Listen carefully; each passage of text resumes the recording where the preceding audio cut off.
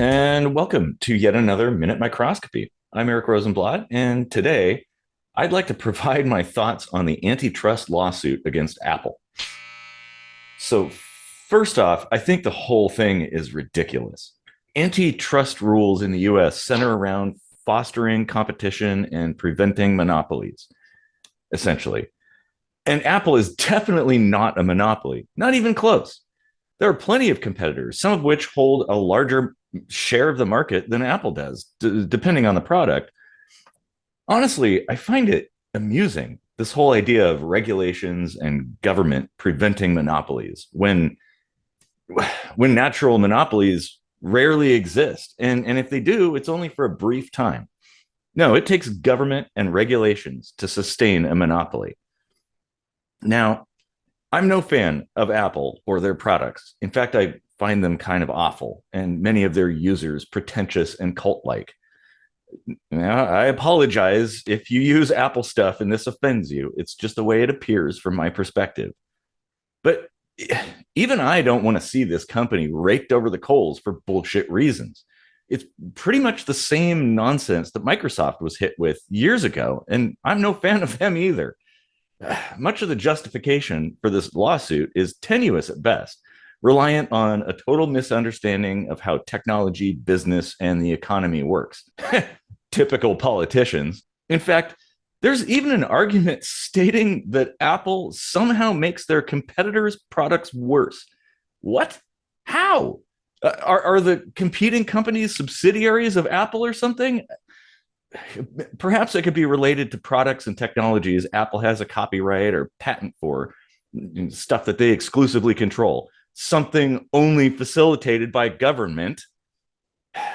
I'm completely confused by that one. Maybe some quotes from an AP article on the matter that I read would be enlightening. Stuff like that can really give you an insight into the minds or lack thereof of these people. See if you can spot the faults before I respond. So here's one. The Department of Justice has an enduring legacy of taking on the biggest and toughest monopolies in history. Whoo boy, that's a juicy one. Because they have never, ever taken on a monopoly. Because in the entire existence of the US Department of Justice, no monopoly has ever existed. At least none that weren't propped up by government itself. Let's remember, Apple is not a monopoly. Even the oft-cited example of Standard Oil was not a monopoly. Here's another funny quote. Apple has locked its consumers into the iPhone while locking its competitors out of the market. Huh? I mean, maybe Apple has crafted a cult around their products that ensnares their customers into thinking Apple shit is all there is out there. But they're by no means locked. All it would take to break free is to buy a Samsung phone or any of the dozens of other options available. They're all functional smartphones, even the $20 eBay specials. As for locking competitors out of the market, I honestly can't comprehend that one. Apple may technically be the largest in the smartphone realm, but Samsung is pretty much on par with all the other competitors making up almost half of the same percentage of the market. That sounds pretty competitive to me. Here's another quote from the same article. It's a really big deal to go up and punch someone who is acting like a bully and pretending not to be a bully. No, moron. They're not a bully. They're a cult leader. Come on. Oh, and how about this one? Apple claims to be a champion of protecting user data, but its App Store fee structure in partnership with Google search erodes privacy. How do fees impact privacy? Though I will concede that any involvement with Google is a massive privacy risk.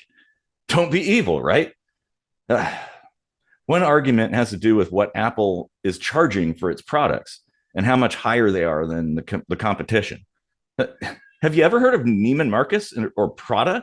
Charging a lot of money for a shitty product doesn't mean you're a monopoly. It simply means you're good at advertising and branding. And that shouldn't be a crime. If people are willing to pay thousands of dollars for a dollar store handbag or stand in line all night in the cold for a new phone, more power to them. No one's forcing them, and those products are not the only option. The article is full of more silly comments and ridiculous claims. I don't see how this lawsuit could ever succeed, though Perhaps there's another definition of antitrust that I'm not aware of that would make this suit feasible. But hey, these are all my thoughts on the matter, just mine. I'd love to hear what all of you have to say about this down there in the comment section. So, is Apple a monopoly? And for that matter, Microsoft or Amazon? Should government be involved in stuff like this at all? Do these kinds of actions benefit or harm consumers in the market? I think you all know my stance on this.